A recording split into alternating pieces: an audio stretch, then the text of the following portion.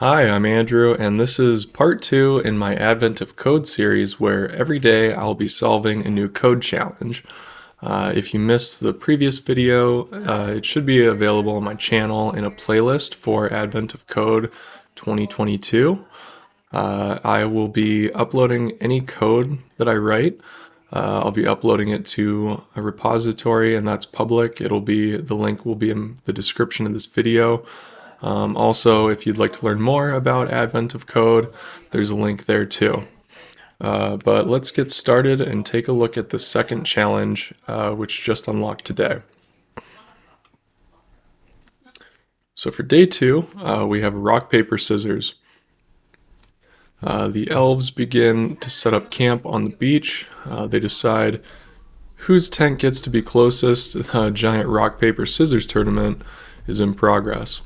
So each game is going to contain many rounds. The players will simultaneously choose rock, paper, or scissors. So yeah, looks like standard rules. One elf gives us the encrypted strategy guide. Okay, so our puzzle input is going to be a strategy guide, and that will say, they say, will be sure to help us win. So the first column is what the opponent is expected to play. A is going to map to rock, B is paper, C is scissors. The second column, okay, the elf gets called away before they can finish explaining what the second column does. So we can reason that the second column is what we should play in response to their choices. So X would be rock, Y is paper, Z is scissors. Okay, so yeah, winning every time is going to be suspicious, so our responses, they must have been carefully chosen for us to not win every game. The winner of the whole tournament, whoever has the highest score. So our total score is the sum of each round. The score for a single round is the score for the shape you selected. Okay, so you get 1 point if you're rock, 2 for paper, 3 for scissors. Got it. Plus the score for the outcome of the round. 0 if you lost, 3 if it was a draw, and 6 if you won. Okay, so a lot of values to keep track of. We'll have to find a way to model those some way. Since you can't be sure the elf is trying to help you or trick you, you should calculate the score you would get if you were to follow the strategy guide. So if we have this example of A, B, C, and Y, X, Z, it's showing in the first round, the opponent will choose rock, and we should choose paper. So then we would win. We would get 8 points. 2 for paper and 6 for winning. Second round, they would be paper, we would be rock, so we would lose a loss. Okay, so I get 1 point for choosing rock. Third round is a draw. Okay, so 3 for drawing, 3 for choosing scissors. Okay, and if we were to follow the strategy, we'd get a total score of 15. Just counting them up from each round. So, our puzzle input is probably going to be this guide. So let's get to it. I'm going to just copy over that puzzle input. All right, so there's our inputs. Right, so now we're set up for both parts. And just to double check, we're going to need to return, it looks like a number, which would be the total score.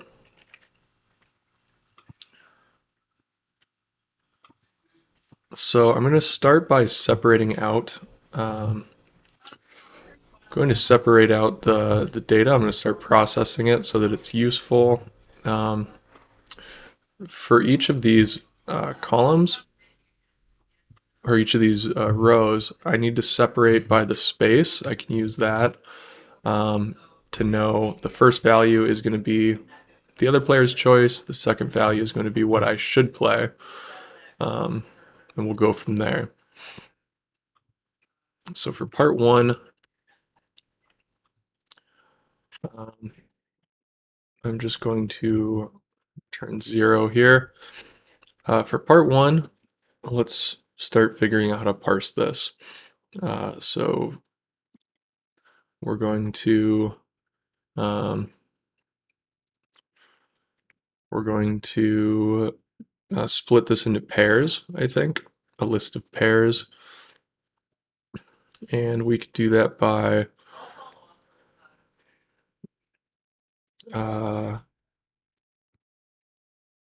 let's just start modeling some objects. We know that we're going to need that, so we can just start writing some classes.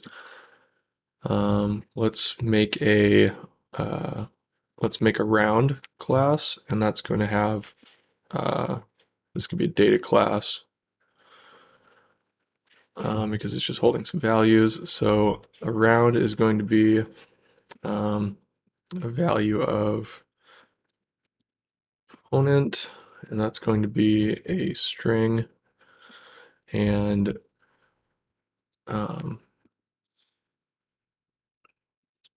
we'll just make opponent and our choice.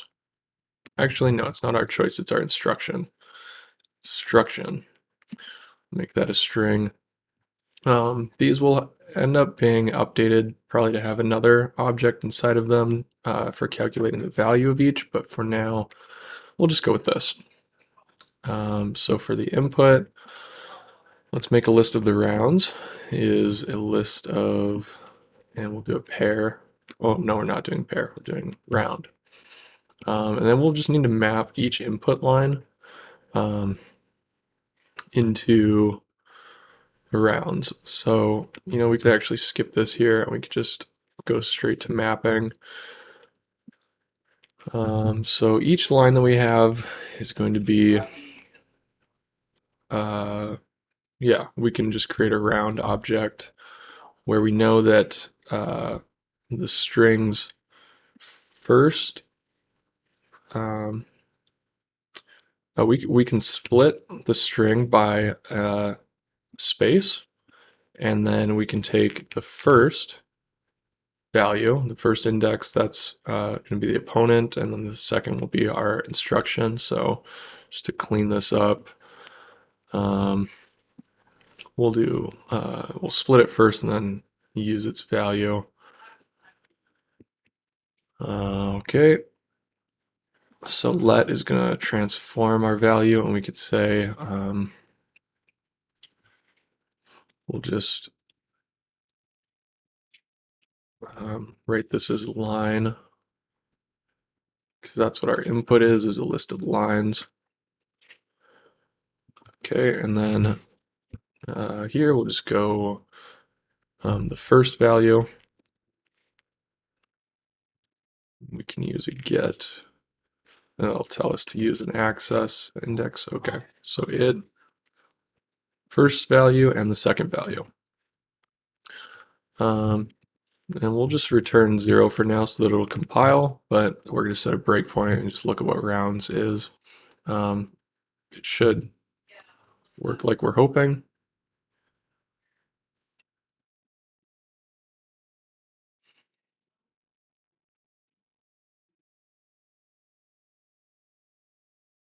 It's taking a minute to run. Yeah, okay.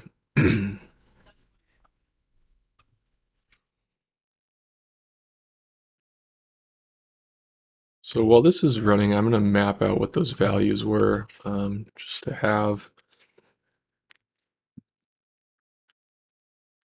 We'll do a comment block here. Okay, looks like that showed. So return rounds. Let's see what rounds looks like. Not sure why the breakpoint doesn't have this value. That feels strange. I'm just going to cancel that and we'll maybe try it again. I'm going to write these out though. What are the rules? Rules are A is rock, B is paper, C is scissors. A rock, B paper, and C scissors. And then we have X, Y, and Z. I think those go the same way, rock, paper, scissors. Where do they have it? X. Yep, rock, paper, scissors.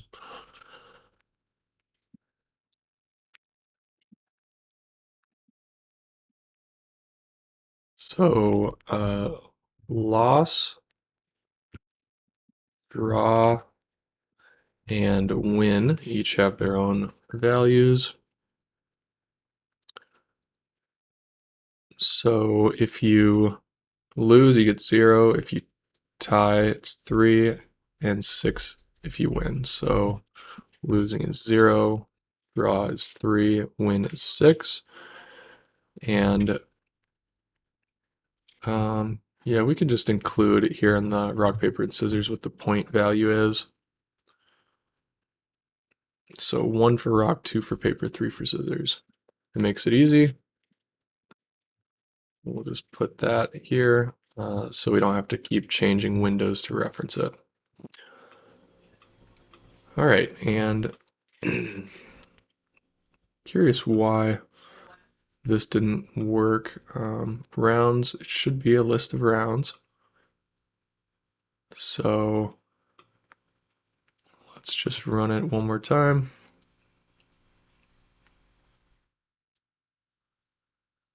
Okay, so now it's good. The rounds, we have 2,500 and each one is split correctly. So the first one is opponent is B and our instruction is Z. So that looks correct. Great. Okay. So let's just model out rock, paper, and scissors into each of their own objects, and they can have probably some logic in there for which beats which and how much points they are worth. So we're going to make a class for choice, and that is what each of these will extend from. This will have any shared logic. We'll make a data class for rock. And that's going to override choice, or not override, it's going to extend choice. And what do we have for our error? Let's close our debugger.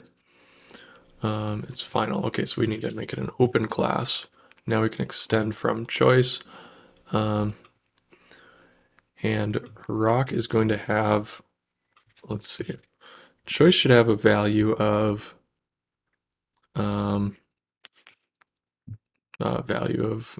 points, and we can put that as an integer, and so this should be able to override it, but I think val needs to be open for us to override. So there we go, val points int. We can put that as, actually this doesn't need to be an argument, this can just be inside of the data class. Let's see if that works. I think for a data class we need to be able to pass something in, so maybe we could just make a regular class and override the value here. The get for rock is 1, and yeah, so that looks like it should be good. We don't need to have this in the constructor, so I think we can maybe make this an abstract class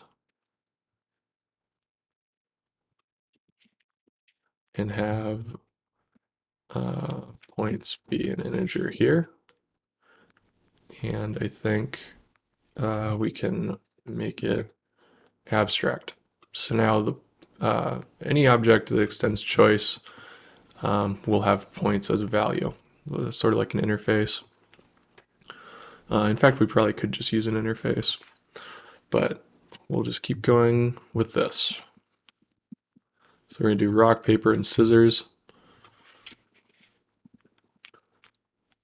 Okay, rock, paper, scissors. And now each choice has a different value. So let's put, I think we have 1, 2, and 3. And we need to correctly map the letter to the type. And this would be a good time too. In our round, we're going to need to set choices for each instead of just the raw string. So now here, this is where instead of just passing the letter value, we're going to need to map it to which type it is.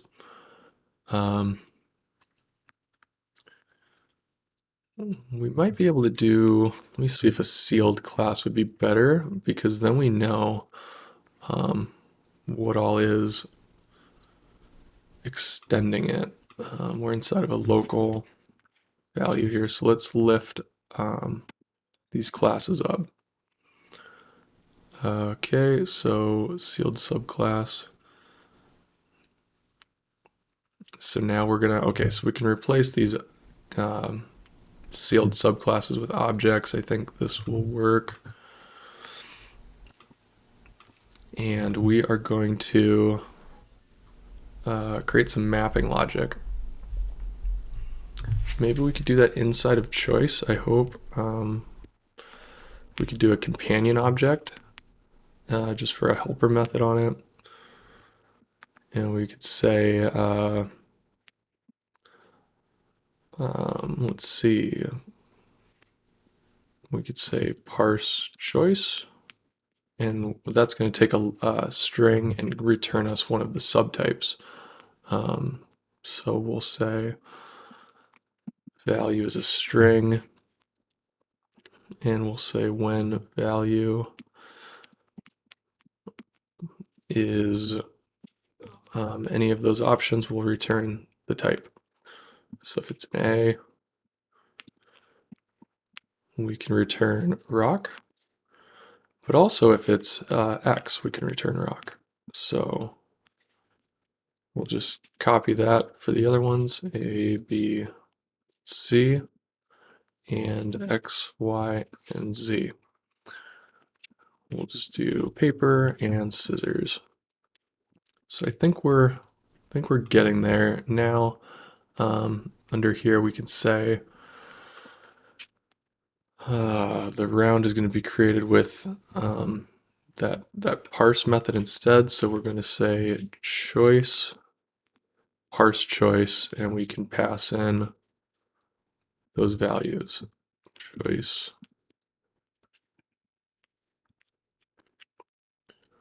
And let's see what that gives us. So parsing choice, that's because we didn't do a return value here. So we need to set the return type as a choice.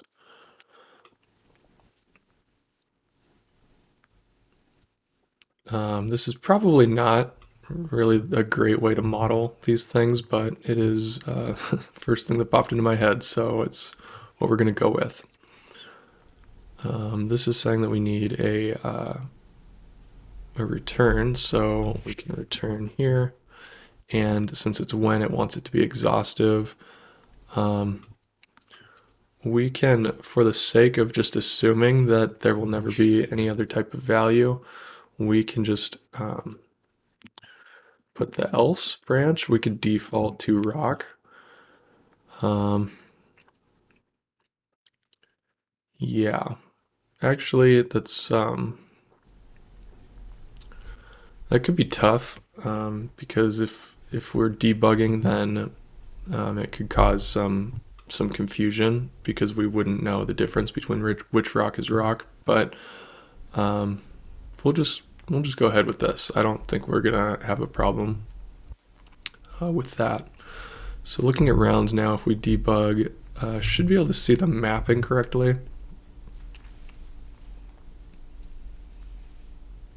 So we get to return here the rounds. We can look in and see that the opponent is paper, we are scissors. Okay, so based on that, if I wanted to evaluate the expression, I could go through each of the rounds and I could I could, you know, take a sum of all my instructions values, right? And if I go something like this, I can see the total value of all of my choices or all of my instructions would be, you know, this many points. So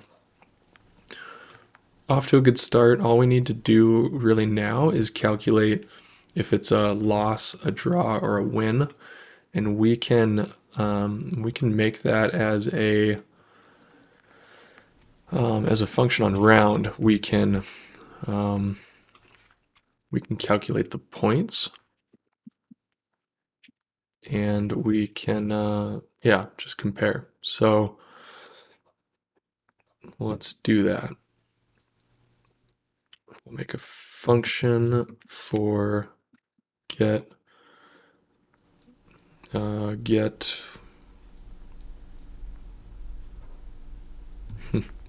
naming things is always the hardest part. We'll get result, and the result is going to be one of either loss, draw, or win. So we could actually just do the same thing as we did here, and we can copy these over and map them in the same way where instead of choice, we'll have result that everything inherits from.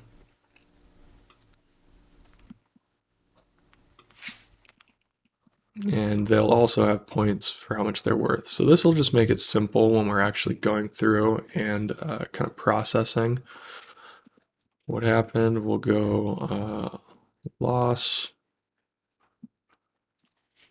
draw, and win. Now, this isn't a very extendable solution because it's only going to be showing it from the viewpoint of us. A more robust solution would say probably which one of us was the winner if it was more neutral, but this should get us to where we need. So I'm going to make get result return a result, and we're going to I think we could just get rid of that, and we could do the logic inside of the round. So get result is going to say we'll just do some logic. We could probably simplify this more, but we're going to say when opponent, let's see, I think we could just do a type here. When opponent is rock and, okay, well first we could check if, okay, we can check if they're the same, then it's a draw. So when opponent is instruction, I don't think that's going to work. Instance when, oh, right. We're checking a value here, so we want to just put a when block here, and now we can check anything we want on each line. When opponent is instruction, still not liking that.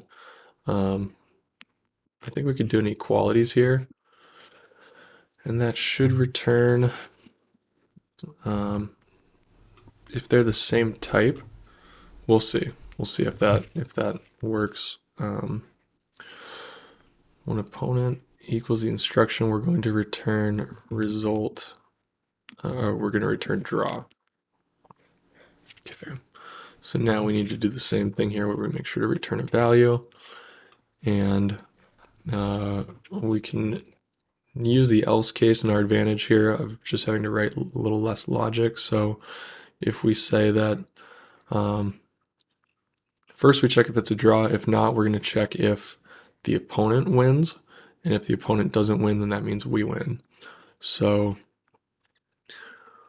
we're going to check if the opponent is rock and the instruction is in order for the opponent to beat us, rock, we would have to be scissors. That would be a loss. Or if the opponent is paper and our instruction is rock, we would have a loss. Or if the opponent is scissors and our instruction is paper. That's the three ways we can lose. And we could just say else win. So that gets us most of the logic we need. It's a good amount of kind of some boilerplate objects, but I think it should be good. So now what we can do is we can take our rounds and we should be able to map out the sum of our choice value and whether we won or lost. So let's just let's debug that again and just kind of evaluate some expressions and make sure that it's working as we expect. So if we go to this, we can check the rounds. And let's just take the first round. Yeah, we'll do an also. And let's take round, we'll get result. So the first round, the opponent is paper, we are scissors, so we should win. I'm going to do a let here so that it shows us the result. Okay, and so it's a win. Okay, that works. Let's take a look at some other ones just to confirm. So, you know, let's just go through the list and we'll see if it looks like a good spread. So rounds, we can go and iterate over each one, and for each round, we're going to print the result.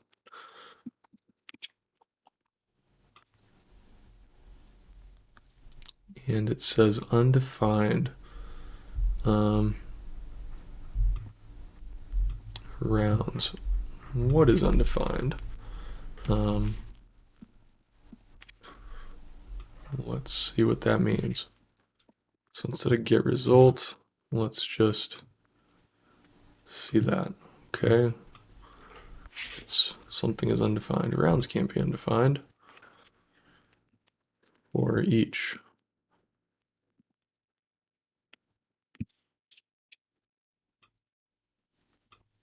Oh, right, we can't print inside of here. Right, so since we're in here, we can just map and view our list. Yep, so get result. So now it'll just show us what it's at. So win, draw, win, win, draw, win, win. So there's one loss. Okay. Let's take a look. We can rounds. I think we can group by the get result, and then we can see all the ones that we win, all the ones that we draw, all the ones that we lose. So it looks like we win most of them, and we draw and lose a good amount. Let's just kind of verify a few of these to make sure the logic is good. So we should win when they're paper and we're scissors, they're scissors and we're rock, and they are rock and we are paper. That looks good. Yeah, I think so far we're probably ready to write our logic to get the result. So what we need to do is take the total score if we follow this. So what we need to do is we need to get we need to get the score of each round plus our points for our type of choice. So it should be kind of simple here. We'll just return rounds sum of, and we're going to put the round result plus the round instruction. We're going to get the points from each so that we can add get result points.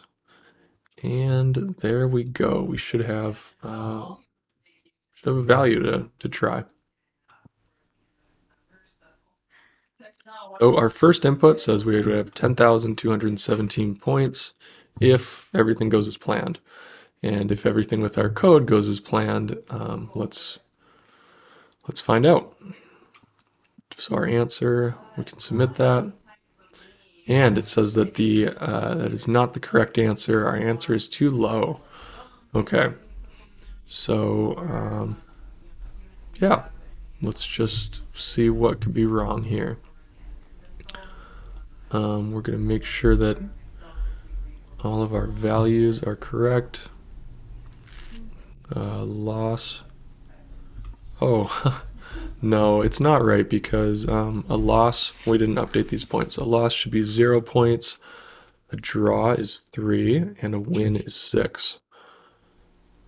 Hopefully that's all that was wrong, was a small oversight or a big oversight. Okay, 14,297. Let's go back to day 2 and try this. Okay, I have to wait a little bit before resubmitting. That's good, because then you could probably just brute force this. Okay, we're going to try it again. And there we go. That's correct. So glad to see we don't have to redo too much. Let's go into part 2 and see what it adds for us. The elf finishes helping with the tent and sneaks back over to keep explaining and says the second column says how the round needs to end. Okay, X means that you need to lose, Y means you need to end the round in a draw, and Z means that you need to win. Got it. So we shouldn't have assumed then that we knew what those meant.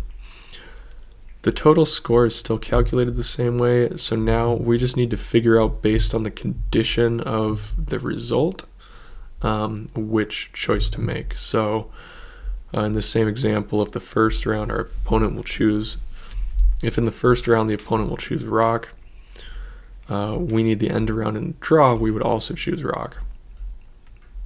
Okay.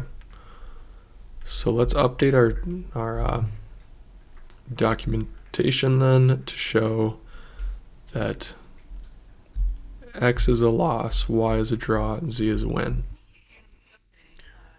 Okay. Okay. So we might be able to reuse some of this, but inside of our parse choice, that logic is already split out here. Let's see. I think we probably could, because under a round we still have instruction, but instruction is a choice. Yeah, we'll need to think of how to reuse this a little bit better. But we will also need to update this. So I'm going to copy this over. So in part 2, we can just start kind of from the same spot. There's not a lot of code to reuse other than those classes. I'm just going to put this inside of each one so we could see the difference. So for part 2, X equals loss, Y is a draw, and Z is a win. Okay, and we don't need to put those points, we could just put the type. And then we're going to put that everything else is still the same. Okay. We might be able to just add another function inside of here for maybe calculate choice. So let's try that. Calculate choice, and this is going to return a choice. I'm not too sure about this. We're going to need to know what the other choice is. So maybe this should live inside of the round. Okay. So if we're inside the round, we can get result, but we can also calculate choice. So when our instruction is, but trust me, it gets better. It does. We would need to change this around a little bit. So that instead of the instruction being a choice, it's a result. We can probably do this just for simplicity. We can say the data class choice is nullable, and there's also a desired result, which is a result, and that is also null. So whichever one you pass in is what gets used. This is pretty ugly, but I'm just going to use it. So when we do everything else, we are just doing a check here, so null doesn't matter. So to calculate a choice, we're going to say return when desired result is win. We're going to do some logic. When it is draw, do some other logic. And when it is, we'll just put draw at the end. Win, loss. Okay, so when it's draw, we are going to return the opponent's choice. When it's a loss, we're going to get anything that loses to the opponent's choice. So we can do another when here. Okay, and we can just wrap the other opponent choice, and based on which one, we can make it exhaustive, I think.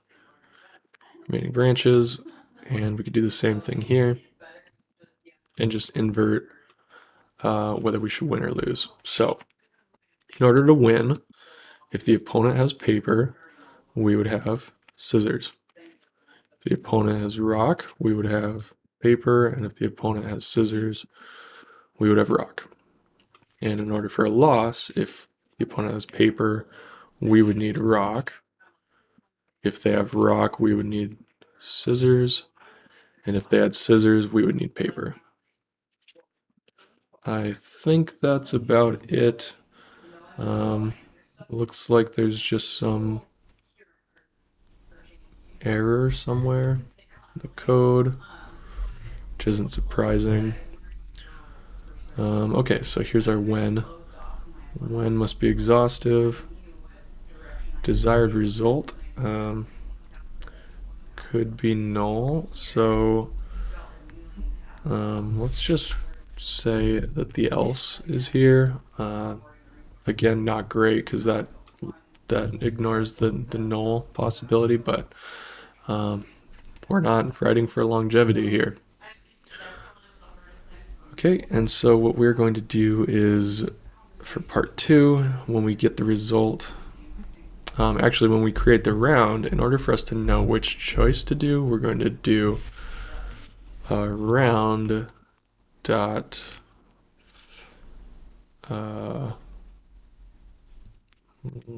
where is that? Around calculate choice. We are going to make a companion object so we can reference this. Or can we? No. Okay, so right.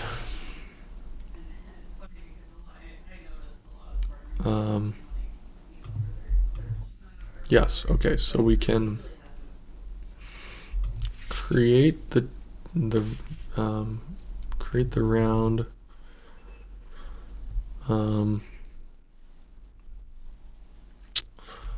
Actually, I don't think this will work because we don't have the round yet. So we can just put that function inside of the choice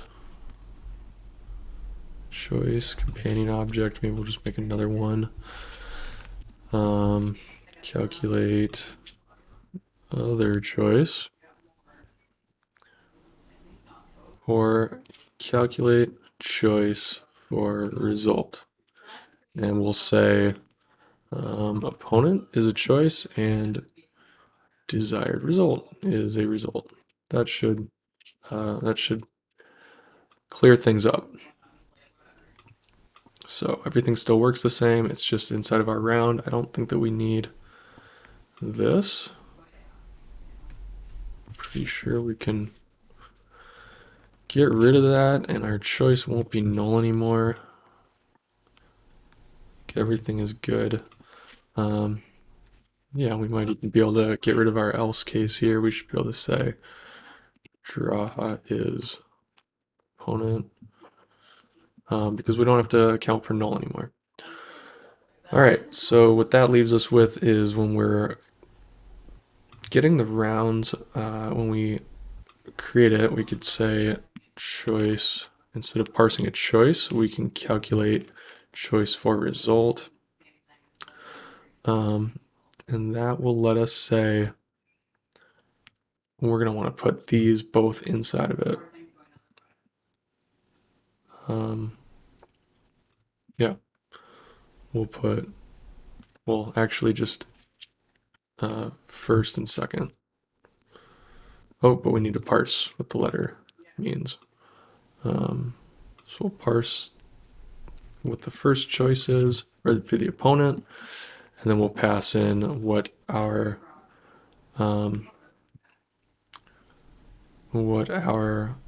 round is.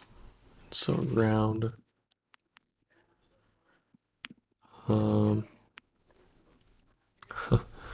also going to need to map each letter here in part 2 to one of this. So we'll need a companion object for parsing a result. Parse result, and we will return a result from what the letter is. I think we're almost there. Result. Yeah. So we will return when we'll say value is a string, and when value is x, we're going to say loss. When value is y, we're going to say draw. When value is z, we will say win. And I think for the other one, we did an else with a default, so that's what we'll do here. Say else is loss. Yeah, I think we'll be good. So now under part 2 to get a result, we're just going to do this. The opponent we already know is going to be this choice parse choice, and for figuring out what the desired result is, we will say the round parse result with the second value from our line. And I think that will get us there. So then everything should still be calculated the same way. Let's just see what things look like. Should be able to debug.